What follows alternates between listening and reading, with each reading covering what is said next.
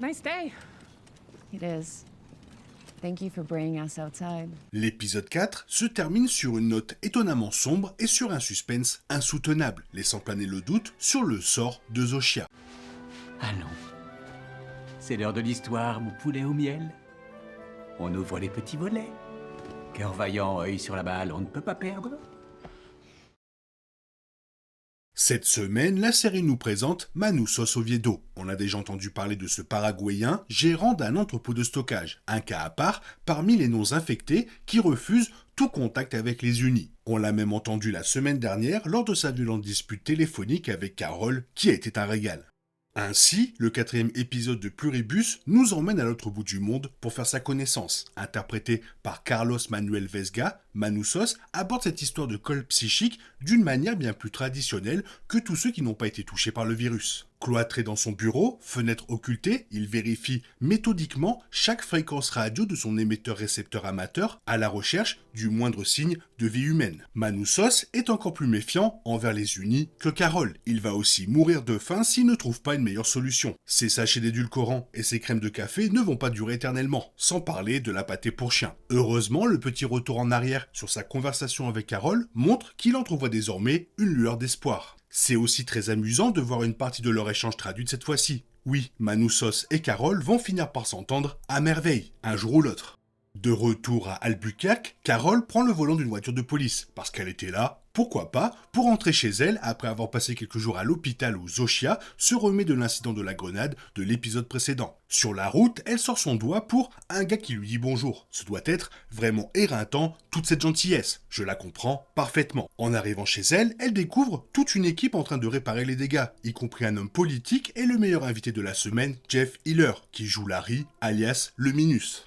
Le Minus avait beaucoup d'amis avant l'union, et ce n'est pas étonnant, car lorsque Carol l'utilise pour une petite expérience visant à déterminer la capacité des unis à mentir ou non, il se montre gentil, doux et attachant. Les livres de Carol sont aussi merveilleux que Shakespeare, dit-il. Ce n'est pas un mensonge, car une petite partie de la population le croit. Mais quand on demande aux souvenirs de Hélène ce qu'elle pense du travail de Carol, eh bien, il n'y a pas d'échappatoire non plus. C'est de la guimauve. Son roman inédit, Chrysalide glaciale, c'était pas mal. Pense à Hélène. Bien sûr, Hélène s'est arrêtée au 3e paragraphe de la page 137, sur un livre de 500 pages, et a lu les 2 dernières pages. Même en laissant de côté la façon dont les unis continuent de manipuler la mémoire de Hélène, et franchement, ce qui devrait être encore une période de deuil pour Carol, cet épisode prouve qu'ils ne peuvent pas mentir. Et plus tard dans l'épisode, cette découverte conduit Carol à faire encore plus de mal à la pauvre Zoshia que la semaine dernière avec la grenade. Elle lui fait vivre un vrai enfer.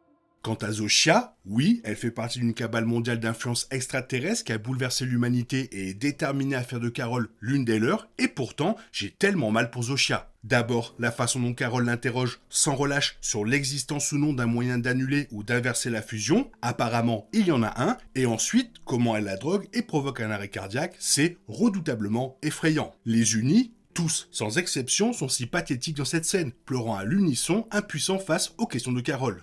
Cela dit, le récit de Carol sur l'horreur de la thérapie de conversion que sa mère lui a fait subir au camp de Freedom Falls est assez poignant, et c'est glaçant lorsqu'elle fait remarquer que les gens là-bas étaient toujours souriants, et cela lui rappelle les membres des unis, eux aussi toujours souriants. Mais la logique de Zoshia est pour le moins convaincante, lorsqu'elle souligne que si tous les membres des unis savent ce que c'est de ne pas être seul, comme Carol, elle, n'a aucune idée de ce que c'est que d'être l'une des leurs. Peut-être que ce n'est pas si mal après tout. Mais bon, tant pis, dans la lignée des meilleurs survivants et de chaque zombie mutant qu'ils ont combattu, de chaque créature dont ils se sont extirpés des griffes et de chaque dystopie, Carol est une survivante et une battante. Et tout comme ce corps de thérapie de conversion n'a pas réussi à la vaincre, j'ai le sentiment que les membres des unis sont eux aussi engagés dans le combat de leur vie. Et elle n'a même pas encore rencontré Manussos Oviedo. Carol fait sortir Zoshia de l'hôpital et lui injecte même un anesthésiant pour s'assurer qu'elle avoue la vérité sur la façon dont elle peut enrayer la pandémie. Toutefois, lorsqu'elle commence à l'interroger, les autres personnes infectées les encerclent. Pour éviter qu'ils ne lui enlèvent Zoshia, Carol se menotte à elle. Zoshia semble sur le point de révéler la vérité, mais elle perd soudainement connaissance, tandis que les autres infectés répètent sans cesse « Carole, pitié ». Zoshia fait alors un arrêt cardiaque, et Carole, sans le vouloir, la blesse à nouveau. L'épisode ne dévoile pas le sort de Zoshia, mais il est peu probable qu'elle meure. Zoshia étant déjà un personnage important de Pluribus, il est improbable qu'elle disparaisse soudainement de l'histoire. Si elle venait à mourir, ou à être grièvement blessée, on se demande comment réagirait Carole. Mais maintenant, elle sait qu'il existe un moyen de retourner la situation, et ça change tout.